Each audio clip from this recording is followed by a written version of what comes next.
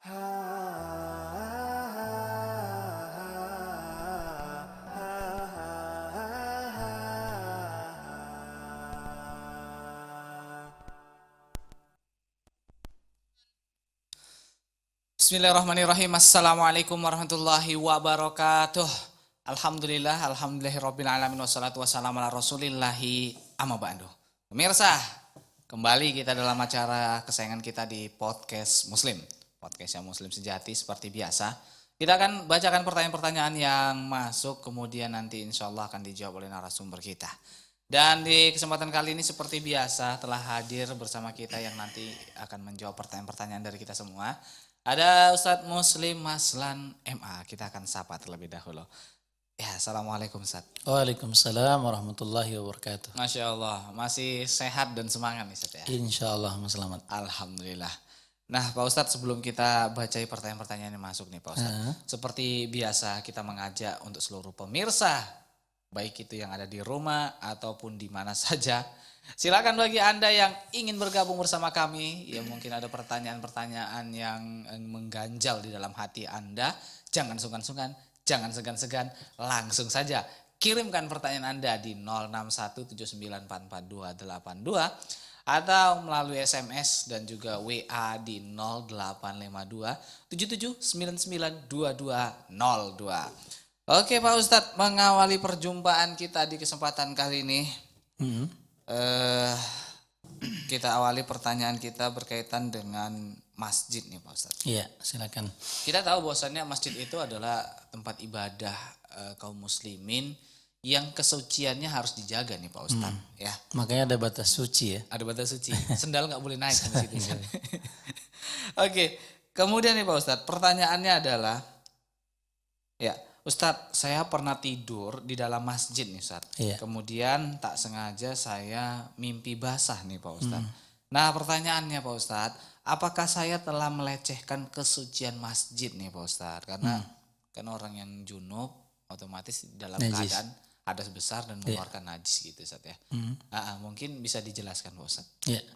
Bismillahirrahmanirrahim. Alhamdulillahirabbil alamin wassalatu wassalamu ala asyrafil anbiya'i wal mursalin wa ala alihi wa sahbihi ajmain, amma ba'd. Perkara tentang tidur dan mimpi basah di masjid atau junub. Nah, di sini ada dua hukum yang harus dijelaskan. Pertama adalah bagaimana hukum tentang tidur di masjid.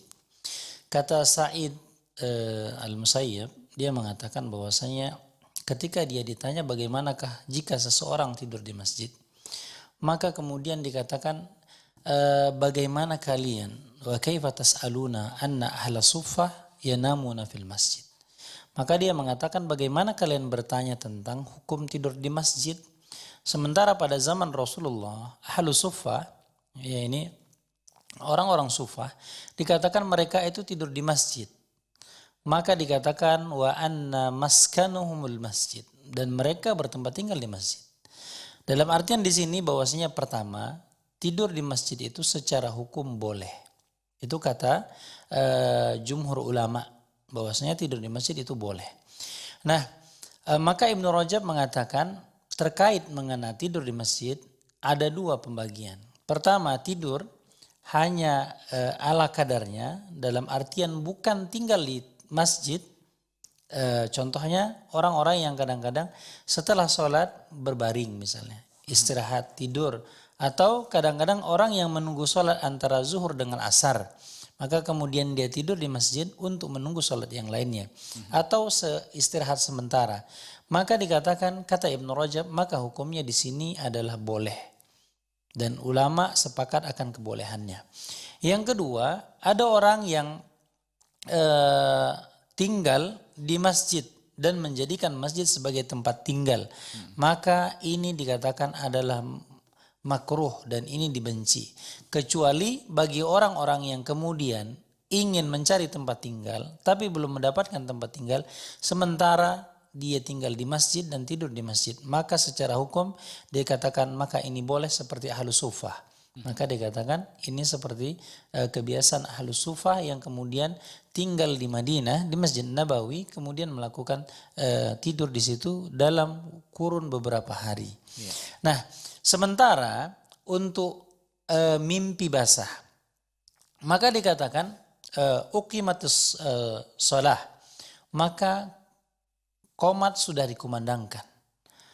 Wa'uddilatis sufuf, dikatakan dalam hadis Rasulullah, dikatakan wa'uddilatis sufuf, dan saf untuk melakukan ibadah salat sudah dirapikan. Waja'a Rasulullah sallallahu alaihi wasallam, kemudian Rasulullah datang, dikatakan dalam sebuah hadisnya, datang Rasulullah untuk menjadi imam. Akan tetapi dikatakan dalam hadis ini, maka Rasulullah mendapatkan dirinya teringat bahwasanya dikatakan, kata Rasulullah, maka aku ingat aku belum mandi junub. Dan kemudian Rasulullah mengatakan kepada para sahabat, sesungguhnya dia dalam keadaan junub, sudah di dalam masjid. Datang Rasulullah, uqimatis shalah wa uddilatis sufuf, sudah di qomat, kemudian sudah dirapikan saf, kemudian Rasulullah teringat dia sedang junub. Maka kata Rasulullah, maka tunggulah, saya akan mandi. Maka kemudian Rasulullah keluar dari masjid, kemudian mandi, kemudian datang, kata para sahabat, dalam keadaan rambutnya masih basah. Nah, basah. Kemudian barulah Rasulullah melakukan sholat. Kata para ulama menjelaskan bahwasanya menunjukkan Rasulullah yang pada saat itu dalam keadaan junub.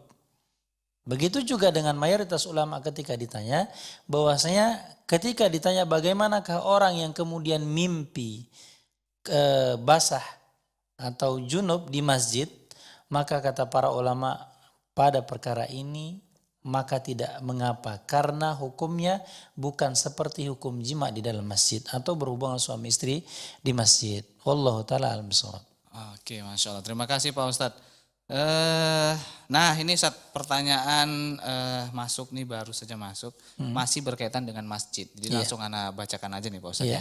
Assalamualaikum warahmatullahi wabarakatuh Ustadz. Waalaikumsalam warahmatullahi wabarakatuh. Ustadz mau bertanya nih Ustadz, masjid itu adalah tempat suci nih Ustadz. Iya. Nah apakah kami sebagai perempuan kalau lagi berhalangan atau haid nggak boleh masuk masjid ini?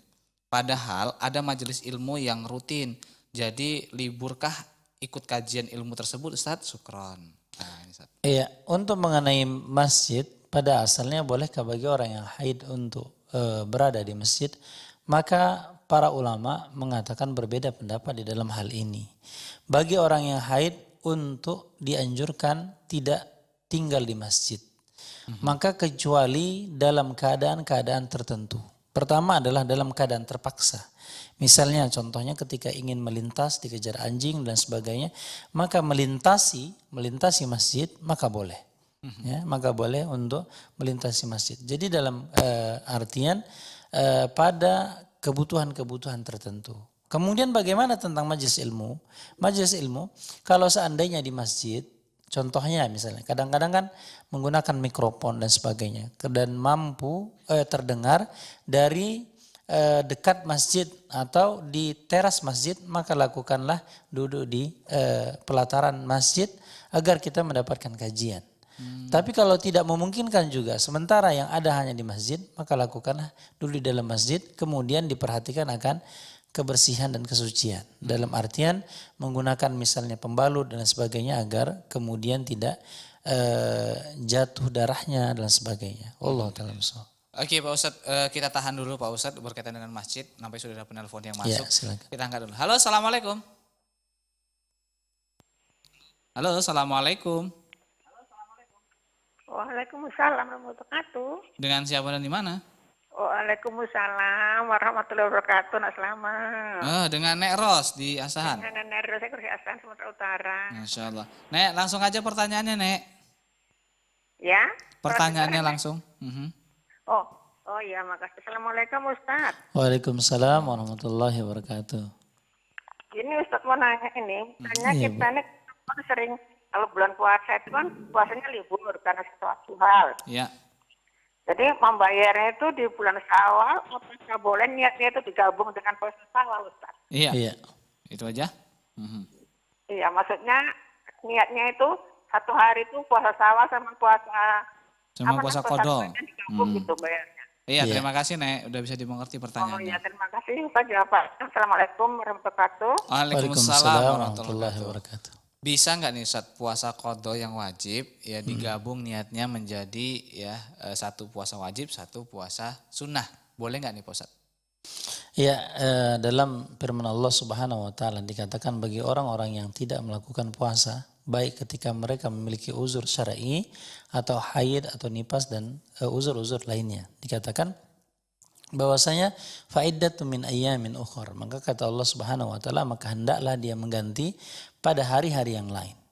Pada hari-hari yang lain di sini adalah anjuran pada bulan-bulan selain bulan Ramadan. Nah, bolehkah kemudian kita menggabung antara puasa sunnah Syawal dengan puasa qadha? Nah, ini dikatakan di sini puasa Syawal itu adalah secara hukum sunnah. Ya. Sementara puasa qadha secara hukum wajib. Ada ibadah-ibadah tertentu yang dikatakan boleh istirakun niyah. Boleh digabung niatnya. Contohnya apa? Salat tahiyatul masjid dengan salat wudu misalnya. Dan dua-dua adalah sama-sama salat sunnah.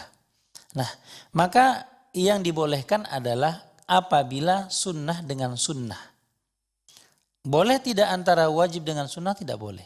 Jadi ketika kita melakukan puasa qadha secara hukum wajib. Karena kewajiban kita belum dipenuhi secara utuh. Dan puasa Syawal adalah puasa sunnah. Maka secara hukum tidak boleh. Tapi kalau seandainya antara puasa hari Senin atau puasa hari Kamis atau gabung lagi dengan Ayyamul Bid misalnya, digabung dengan puasa Syawal boleh, maka secara hukum boleh.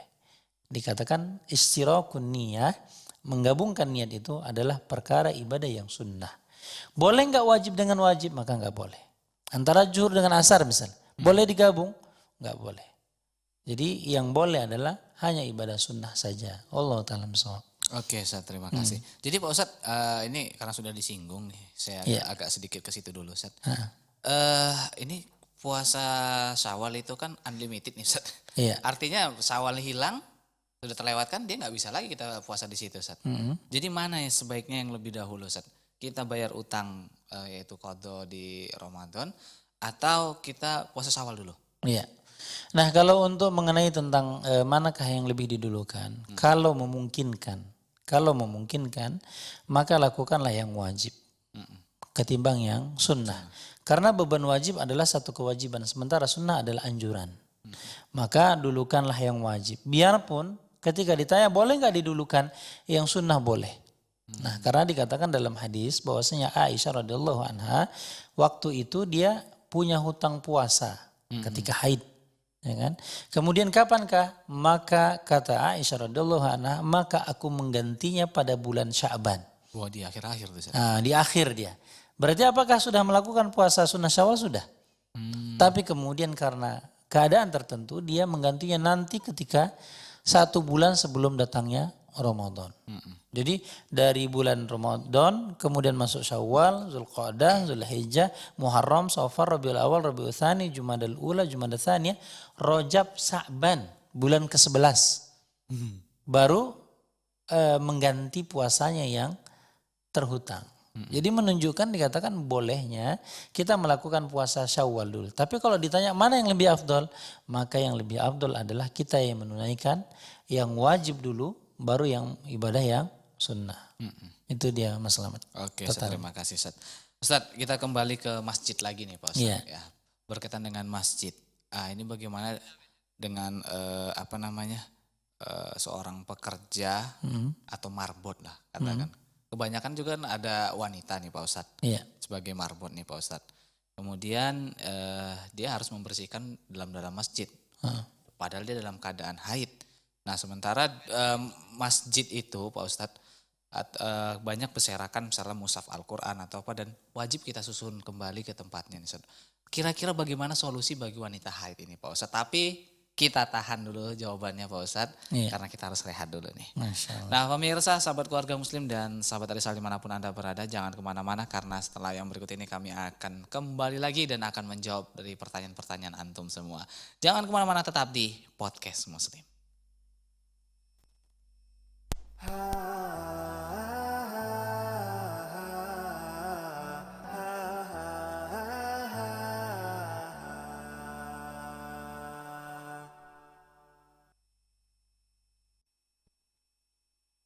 Iya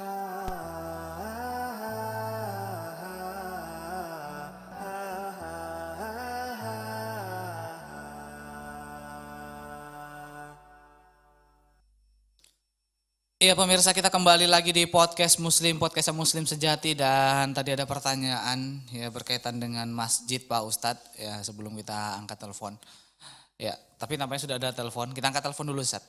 Iya, silakan. Halo, assalamualaikum. Waalaikumsalam Ustaz. Iya, dengan siapa dan di mana?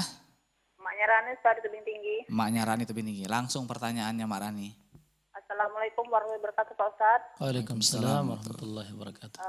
Mau nanya gini Ustaz, ini kebanyakan kayaknya sih wanita sih yang ini.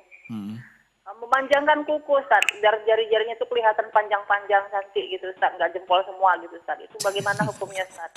Iya. Berarti Jadi, supaya Ustaz, syukran. Assalamualaikum. Waalaikumsalam warahmatullahi wabarakatuh. Ternyata Anda baru tahu fungsi miara kuku itu Ustaz. Biar jarinya nampak panjang. Biar nggak jadi jempol semua. Biar jempol semua. Oke Pak Ustadz, tapi pertanyaan ini kita tahan dulu Pak Ustadz. Kita ke pertanyaan yang berkaitan dengan masjid tadi Ustadz. Wanita haid. Iya. Ya, Wanita haid yang kemudian membersihkan masjid dikatakan di sini kan ada kebutuhan. Memang pun biarpun khilaf di kalangan para ulama, ada yang mengatakan boleh masuk masjid ketika dia membutuhkan. Iya. Ketika dibutuhkan sesuatu, salah satu contoh adalah kajian tadi. Ya kan? Ada juga yang mengatakan tidak boleh. Nah, di sini dikatakan maka disimpulkan bahwasanya berdasarkan hadis Aisyah radhiyallahu anha ketika Rasulullah bersama dengan Aisyah untuk melakukan haji dan kemudian sesampainya di tempat di Makkah, di tempat untuk melakukan ibadah haji, ternyata dikatakan Aisyah dalam keadaan haid dan menangis.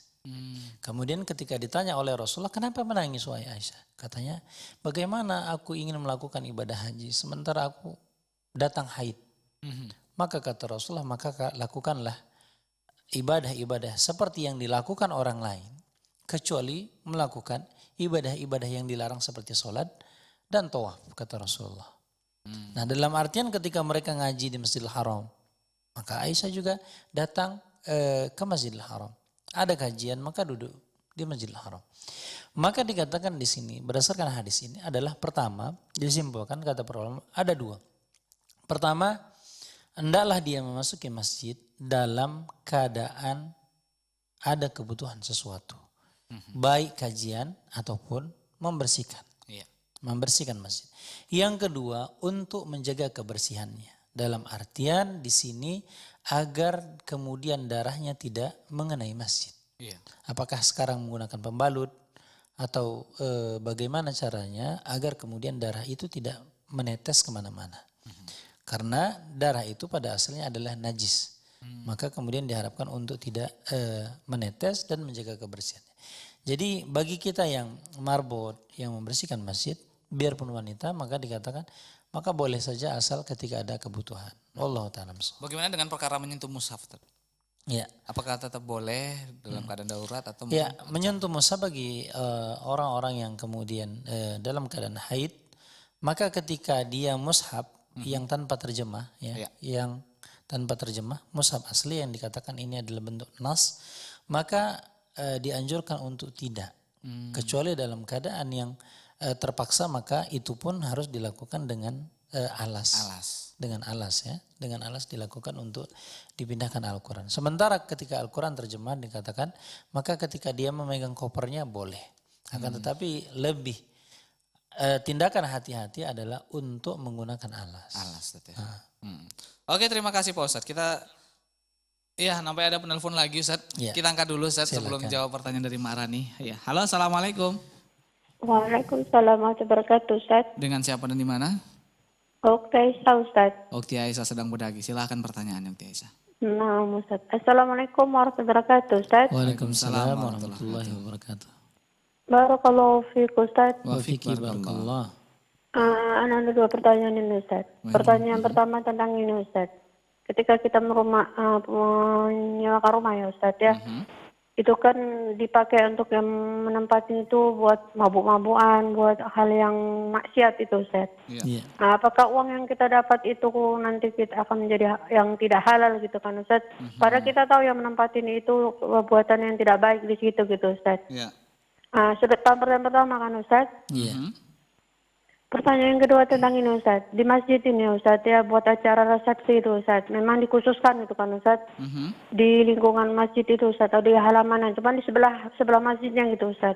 Iya. Itu khusus untuk acara resepsi pernikahan yang lainnya gitu Ustaz. Dan uangnya itu kan untuk masjid itu Ustaz. Apakah itu juga baik gitu Ustaz? Uangnya itu untuk masjid, sedangkan di situ kan buat acara yang kadang-kadang kan tidak benar juga gitu kan Ustaz. Misalnya? Berkumpul-kumpul. Pernikahan itu kan Ustaz, kadang kan tidak dipisah itu Ustaz. Laki-laki dan perempuan itu bercampur. Sudah paham kan Ustaz pertanyaannya kan? Iya. Tolong penjelasannya Ustaz. Syukran. Assalamualaikum warahmatullahi wabarakatuh. Waalaikumsalam warahmatullahi wabarakatuh. Oke, kita jawab pertanyaan dari Mbak Rani Pak Ustadz berkaitan miara kuku. Biasa wanita tuh suka miara kuku biar nampak kukunya panjang-panjang, jarinya panjang-panjang kan jempol semua nih Ustadz. Tapi jempolnya juga panjang. Kayaknya sih gitu Ustadz. Ya, untuk mengenai tentang memelihara kuku secara hukum dikatakan bentuk dari sunnah fitriyah atau sunnah dalam kebiasaan kita orang-orang yang beriman kepada Allah Subhanahu wa taala adalah salah satunya adalah memotong kuku. Jadi ketika kuku dipotong itu adalah salah satu sunnah. Ketika dipanjangkan adalah kita menyelisih sunnah, maka adakah batasan kapan harus memotong? Ya. Maka dikatakan dalam hadis Rasulullah dikatakan adalah paling lama 40 hari. Kalau mau dipanjangkan silahkan saja, tapi batasannya adalah 40 hari. Kalau sudah lewat 40 hari maka potonglah. Nah kita katakan Ustadz kalau 40 hari kan belum panjang pasti kan? Ya Mas Rahman ya? Ya belum panjang kali lah. Belum panjang kan? Maka itulah batasannya. Kalau kita itu pun kita harus membersihkan kuku kita. Harus membersihkan. Jadi yang lebih utama bagi kita adalah senantiasa berhias dengan apa yang disunnahkan oleh Rasulullah. Jadi paradigma cara berpikir kita yang harus dirubah. Jangan berpikir kayaknya lebih cantik lah, ya kan? Kukunya dipanjangkan. Karena Ustadz, perawatannya aja sama gajiannya mungkin lebih besar perawatan kukunya itu Ustadz. Untuk dicatnya. Walaupun dia bersih memang harus dipotong Ustadz. Walaupun cantik ya. Iya, dia harus dipotong paling lama itu 40 hari. Nah, itu dia adalah sunnah. Sunnahnya dikatakan ketika panjang maka dipotong. Disunnahkan juga hari Jumat. Setiap hari Jumat berarti kan setiap 1 pekan. Iya. Setiap 1 pekan itu disunnahkan untuk dipotong. Maka dikatakan maka hendaklah kita berhias berdasarkan apa yang dikatakan Rasulullah. Paradigma kita dirubah. Cantik itu versi kita adalah ketika kita mengikuti sunnah. Contohnya misal, kadang-kadang ada orang yang ketika berdiri di soft, kita ngerapat ke dia, berusaha untuk rapat dalam satu soft, dia kata enggak nyaman. Risih. Ketika kita dekati dia pindah. Nah, kita dekati dia pindah ini, dia merasa bahwasanya kenyamanan diriku adalah ketika menyelisih sunnah. Nah ini kan gak benar ya. Maka hendaklah kita, nyaman kita, berhias kita dengan sunnah. Sama juga dengan orang-orang yang tidak mau menutup auratnya. Merasa tidak cantik. Tidak cantiknya apa? Karena menggunakan hijab. Merasa kuno, sudah tua. Apalagi rambutnya baru di rebonding dan semir. Rebonding di semir ya. Ya merasa kelihatan ini bagus. Kenapa? Dia tidak nyaman untuk mempraktekkan syariat. Dan itu adalah mudah-mudahan orang-orang yang seperti ini diberikan hidayah. Karena dikatakan oleh para ulama, seandainya itu para muluk mengetahui manisnya akan Islam, keimanan yang ada di dada kita, bagaimana mahalnya, mungkin ketika mereka menjadi raja dan tahu itu nikmatnya, maka mereka akan merampas dari kita. Biarpun harus membunuh kita untuk mengambil kebahagiaan itu. Maka berbahagialah bagi kita yang kemudian mengikuti sunnah dan merasa tentram. Masya Allah. Allah ta'ala bisawab. Oke Ustaz, terima kasih Ustaz. Ya, pertanyaan dari Ukhti Aisyah dan tampaknya harus kita tahan Ustaz karena ada penelpon yang masuk. Kita angkat dulu. Halo, Assalamualaikum. Halo, Assalamualaikum. Assalamualaikum warahmatullahi wabarakatuh. Sehat Pak Ustaz? Alhamdulillah sehat. Ibu, damang Bu. Alhamdulillah aman, sehat. Iya, Ibu Dian di Bandung. Bu, di Bandung di mananya Ibu? Di Bandung Timur, deket tol. Oh, Bandung Timur. Ustaz? Pernah ke sana saat belum ya? Iya, kapan mau ke Bandung? Iya, Ustaz sering main ke Bandung insya Allah. Saya yang Mampir belum dong. pernah. Oke Ibu, langsung pertanyaannya Ibu. Ya, terima kasih. Assalamualaikum warahmatullahi wabarakatuh, Pak Ustadz. Waalaikumsalam warahmatullahi wabarakatuh. Sehat ya, Pak Ustadz. Sehat Bu, alhamdulillah Bu. Ini mau tanya, kalau perempuan lagi head, misalnya Pak Ustadz pegang mushaf Quran. Iya. Soalnya kebanyakan ada yang bilang boleh. Kalau yang tidak ada terjemahannya Pak Ustadz, pakai kaos tangan atau gitu ya, boleh Pak Ustadz? Iya. Iya. Iya, terima kasih Pak Ustadz. Syukron. Assalamualaikum warahmatullahi wabarakatuh. Waalaikumsalam warahmatullahi wabarakatuh.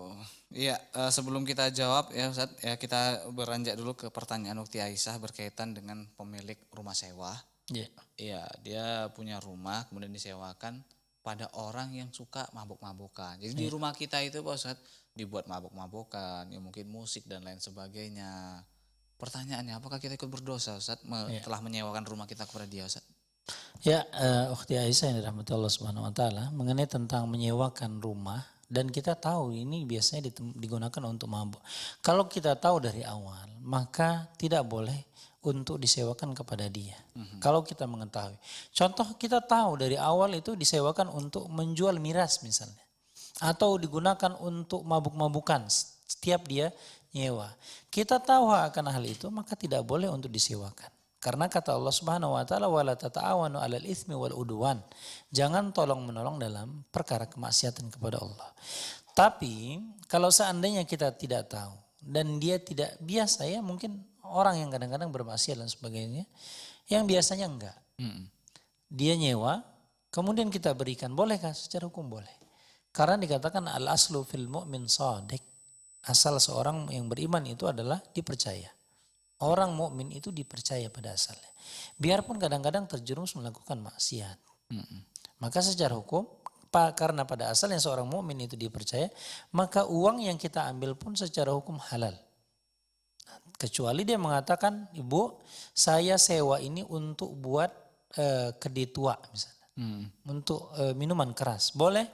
Maka secara hukum tidak boleh. Karena kita memberikan untuk menolong dia dalam perkara kemaksiatan. Itu dia mengenai tentang hal ini. Oke, Ustaz, terima kasih. Pertanyaan yang berikutnya Pak Ustadz berkaitan dengan masjid nih Pak Ustadz. Ada beberapa masjid itu memang dia memberikan fasilitas untuk orang yang menikah gitu Ustaz. Jadi di dalam masjid itu ada ikhtilat juga saat bergabung antara laki-laki, perempuan gitu Pak Ustadz. Pertanyaannya Pak Ustadz, bagaimana dengan uang sewa lahan di masjid tersebut Ustadz? Apakah boleh diterima oleh sang masjid atau bagaimana Pak Ustadz? Ya, untuk masjid ya. Masjid ini dikatakan adalah usisa ala taqwa.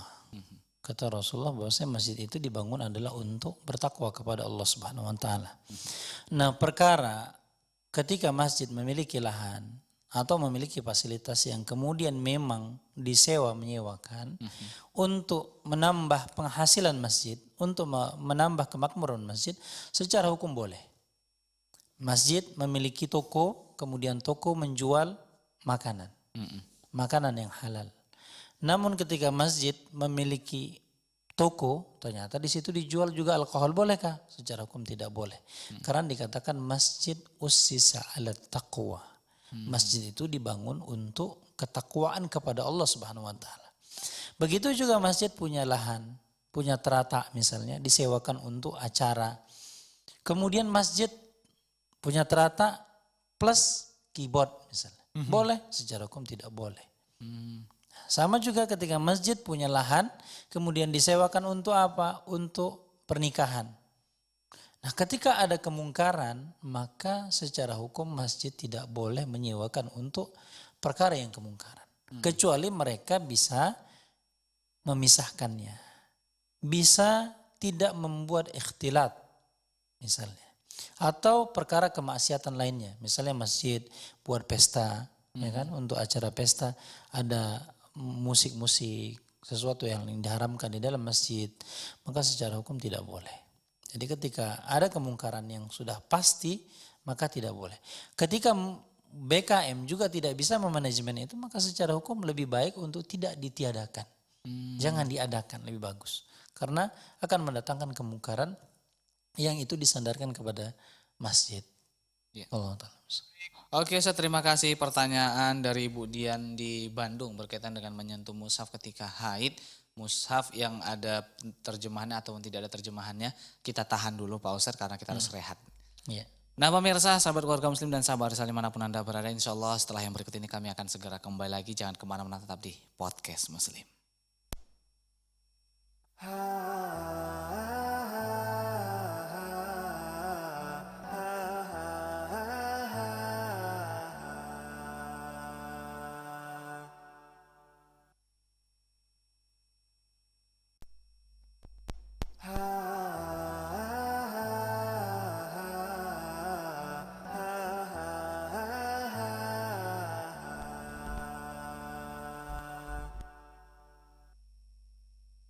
Ya pemirsa, kita balik lagi di Podcast Muslim, Podcast Muslim Sejati. Ya, dan tadi ada pertanyaan yang datang dari Bu Dian di Bandung berkaitan dengan menyentuh mushaf ketika haid. Tadi sempat dijelaskan sedikit dari Ustadz, ya. Dan mungkin bisa dijelaskan ulang Ustadz berkaitan dengan menyentuh mushaf tadi Pak Ustadz. Ya. Bagi ibu-ibu yang haid, boleh nggak nih menyentuh mushaf yang ada terjemahannya maupun yang tidak ada terjemahannya? Ya, bagi orang-orang yang berhaid, ketika ada uzur seperti ini, memang pada asalnya ini khilaf di kalangan para ulama. Apakah boleh menyentuh ataukah tidak? Nah, karena dikatakan sebagian mengatakan tidak boleh karena kata Allah Subhanahu wa taala la yamassuhu illal mutahharun. Maka janganlah menyentuh kecuali orang-orang yang suci. Biarpun sebagian penafsiran dikatakan orang-orang yang suci ini adalah yang dimaksud adalah malaikat. Adalah malaikat yang membawa wahyu Al-Qur'an tersebut. Nah, di sini di kalangan para ulama mengatakan bahwasanya menyentuh Al-Quran bagi orang yang haid yang ingin memurojaah hafalannya atau ingin membaca Al-Quran, maka dikatakan apabila Al-Qurannya terjemah, maka dikatakan ini bukan Al-Quran secara nas, secara asli, utuh dia. Sama juga kadang-kadang kan Android. Android ada aplikasi Al-Quran. Nah, boleh nggak kita memegang Android yang di dalamnya ada Al-Quran? Secara hukum dikatakan ini bukan Al-Quran tapi Android. Sama juga ketika disebut ini apa? Ini adalah Al-Quran terjemah. Karena sudah dibubuhi dengan terjemahannya. Maka kalau terjemahan kata para ulama, maka bolehlah memegang yang ada terjemahannya. Tapi bentuk kehati-hatian adalah juga dengan beralaskan. Apakah mukena atau sarung tangan, atau kain dan sebagainya. Nah, kalau tentang Al-Quran yang tanpa terjemah, maka dikatakan lebih baik untuk dihindari karena dia bentuk nas, bentuk Al-Quran utuh. Maka para ulama menganjurkan untuk tidak menyentuh Al-Quran yang bersifat tanpa terjemah. Wallahu ta'ala bishawab. Oke Pak Ustadz, berkaitan dengan kesucian wanita Pak Ustadz. Ya. Kalau nyentuh Quran itu kadang susah Ustadz. Kalau membacanya saja nih Ustadz, karena memang untuk rutinitas. Kadang kan hafalan apa. Ini boleh nggak Ustadz tanpa menyentuh? Iya boleh saja. Kalau untuk memurojaah, misalnya orang-orang yang punya hafalan ya secara khusus, bagaimanakah ketika ingin memurojaah hafalannya khawatir hilang kalau seminggu nanti hilang kan? Nah maka boleh saja bagi wanita yang ingin menghafal atau memurojaah hafalannya atau ada kebutuhan kepada Al-Quran, maka untuk membacanya. Sama juga dengan misalnya ketika apakah kemudian bagi orang-orang yang haid tidak boleh membaca Al-Quran mutlak? Enggak. Karena nanti bagaimana misalnya baca zikir pagi dan petang, misalnya tentang ayat kursi dan sebagainya. Jadi banyak akan ibadah-ibadah yang terhapus. Ibadah-ibadah yang terhapus ketika dia tidak boleh membacakan Al-Quran. Maka tidak ada khilaf di kalangan para ulama boleh bagi wanita yang kemudian haid membaca atau menghafal ulangannya. Ini yang di sini adalah khilafnya adalah ketika dia menyentuhnya saja. Allah ta'ala bishawab. Selamat. Ini Pak Ustadz, kaedah dilarang menyentuh mushaf. Ya, kalau harus pun menyentuh harus menggunakan alas nih Pak Ustadz. Ya. Apakah itu berlaku juga dengan orang yang dalam keadaan hadas kecil Ustadz? Karena kan hadas besar, ada hadas kecil. Hadas besar itu kan kalau kita dalam keadaan haid, kemudian juga dalam keadaan nifas dan lain sebagainya. Sementara kalau hadas kecil itu kan hanya batal dari wudhu. Apakah perlu juga Ustaz kita menggunakan alas juga Ustaz? Sama ini bagi orang-orang yang berhadas ini dalam artian sama juga keumuman ayat tadi, la yamassuhu ilal mutahharun. Janganlah menyentuh Al-Qur'an kecuali orang-orang yang dalam keadaan suci. Suci di sini dikatakan sebagian para ulama mengatakan adalah hadas kecil, hadas besar seperti junub ataupun ketika dia haid atau nifas. Iya. Nah, jadi keumuman ayat ini diratakan secara umum. Jadi bagi orang yang berhadas juga, bagi hadas kecil juga sama. Biarpun dikatakan bagi orang yang berhadas, yang haid dan sebagainya, untuk mindahkan Al-Quran bolehkah secara hukum boleh. Ya kan? Misalnya Al-Quran diletakkan anak di bawah. Sementara kita melihat ini Al-Quran mestinya letakkan di atas meja. Iya. Bolehkah memindahkan secara hukum boleh. Kalau menggunakan alas bisa, maka itu lebih utama. Allah ta'ala misal. Oke Ustaz, terima kasih atas jawabannya. Pemirsa, masih ada kesempatan bagi Anda yang ingin bergabung bersama kami. Silahkan, jangan malu-malu, jangan sungkan-sungkan, dan jangan segan-segan. Langsung di 0617944282 atau bisa kirimkan pertanyaan Anda melalui SMS dan WA di 085277992202. Oke Pak Ustaz, sambil kita menunggu pertanyaan yang masuk dari telepon, kita akan membacakan pertanyaan yang sudah masuk dari meja redaksi kita Pak Ustaz. Iya. Ya, Ustadz, saya biasa sholat subuh dengan tidak membaca kunut nih Ustadz. Iya. Pertanyaannya, apakah yang harus saya lakukan ketika saya menjadi makmum, kemudian imam mengangkat tangan dan kunut? Nah, bolehkah saya tidak ikut imam dalam perkara ini Pak Ustadz? Iya. Artinya ketika imam kunut, Allahumma dini fiman hadait, kita tangannya biar aja di bawah aja, Ustadz, nggak ikutan gitu. Ya, terima kasih. Untuk mengenai tentang kunut ya, ketika kita meyakini bahwasanya kunut itu adalah bukan salah satu sunnah yang disunnahkan dalam sholat subuh misalnya. Nah di sini ada dua pendapat. Pertama Imam Abu Hanifah, Imam Hanafi mengatakan bahwasanya bagi orang yang meyakini tidak kunut maka dia tidak mengikuti imam. Tidak mengikuti imam. Karena apa? Karena dikatakan Imam Abu Hanifah dikatakan bahwasanya masalah kunut ini adalah sesuatu yang mansuh, sesuatu yang sudah dihapus. Maka dalam hukum Islam ada disebut nasikh dengan mansuh. Ada sesuatu yang dihapus. Contohnya dikatakan dalam bab ini seperti tentang mansukhnya takbir kelima pada sholat jenazah. Yang pada asalnya sholat jenazah itu dikatakan adalah 5 takbir. Kemudian dihapus Rasulullah menjadi 4. Sama juga tentang hukum misalnya boleh mut'ah, nikah mut'ah. Kemudian dihapus oleh Rasulullah SAW. Yang pada asalnya boleh dulu. Ya kan? Nah, begitu juga tentang kunut. Maka ketika kita meyakini, makmum meyakini bahwasanya ini adalah sudah mansukh dihapus, maka bagi dia tidak mengikuti untuk mengangkat tangannya. Kata Imam Abu Hanifah. Sementara kata Imam Ahmad, dikatakan bahwasanya bagi makmum yang ketika imamnya menggunakan kunut dan makmumnya tidak keyakinannya, maka ketika imamnya kunut maka wajiblah bagi makmum untuk melakukan kunut, ikut. Karena kata Imam Ahmad adalah bahwasanya al-imam liyutamma bihi. Imam itu dijadikan untuk diikuti. Akan tetapi yang kuat pendapat di sini adalah dikatakan ketika kita meyakini tidak kunut sementara imam kunut maka dikatakan kita tidak mengangkat tangannya. Gitu. Kenapa? Karena dalam sebuah hadis Rasulullah dikatakan waktu itu pertama dikatakan sebelum masuk ke hadisnya, pertama kita meyakini ketika kita meyakini bukan dari sunnah dalam artian kunut bukan bagian dari sholat subuh. Nah, ketika bukan bagian dari sholat subuh, bukan satu wujubus sholat kata Imam Syafi'i, bagian dari wajib, maka ketika kita tidak meyakininya itu bukan gerakan dari sholat. Bukan gerakan dari sholat. Salah satu contoh dikatakan dalam sebuah hadis Rasulullah dikatakan ketika sholat Rasulullah dengan menggunakan sendal. Nah, dan para sahabat juga menggunakan sendalnya. Dan ini adalah sunnah ya, sunnah. Rasul itu kadang-kadang melakukan sholat dengan menggunakan alas kaki.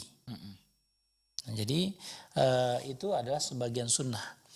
Nah, pada ketika sholat, tiba-tiba dikatakan waja'ani Jibril, datang Jibril kepadaku kata Rasulullah, kemudian memberitahu bahwasanya di sendalku ada kotoran, ada najis. Maka kemudian Rasulullah melepaskan sendalnya dan meletakkan di sebelah kiri Rasulullah. Dan para sahabat makmum karena melihat imamnya melepas sandal, karena dikatakan imam dijadikan adalah untuk diikuti. Maka para sahabat yang lain membuka sandalnya dan meletakkan di sebelah kirinya, posisi sebelah kirinya. Kemudian setelah sholat, setelah salam, Rasulullah mengatakan, bertanya kepada para sahabat, wahai para sahabatku semuanya, wahai kaum muslimin, kenapa melepas sandal kalian dan meletakkan sebelah kiri? Karena kata para sahabat, ya Rasulullah, bukankah imam dijadikan untuk dicontoh? Katanya benar. Dan kami melihat kamu melepaskan sandal dan meletakkannya sebelah kiri. Maka kami juga mengikutinya. Maka kata Rasul, tidak. Karena ini bukan bagian dari sholat. Karena Jibril datang memberitahukan kepadaku bahwa sandalku ada najisnya, ada kotorannya.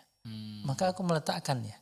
Menunjukkan, kata Imam Abu Hanifah dan para ulama menunjukkan, ketika kita meyakini itu bukan bagian dari sholat, maka seorang makmum hendaklah tidak mengikuti imam ketika dia melakukan kunut. Wallahu ta'ala bishawab. Oke Ustaz, Masya Allah. Terima kasih atas jawabannya Pak Ustaz berkaitan dengan kunut. Sebenarnya kalau kunut ini kalau kita ceritakan panjang nih bakalannya Pak Ustaz. Tapi kita nggak fokus ke kunutnya.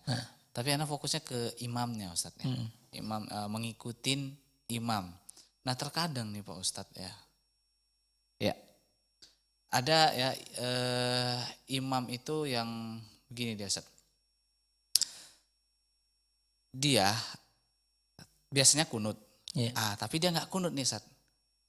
Dia merasa dirinya salah. Akhirnya dia sujud sahwi. Pertanyaannya apakah kita harus mengikutinya juga Ustaz? Ini imamnya. Imamnya.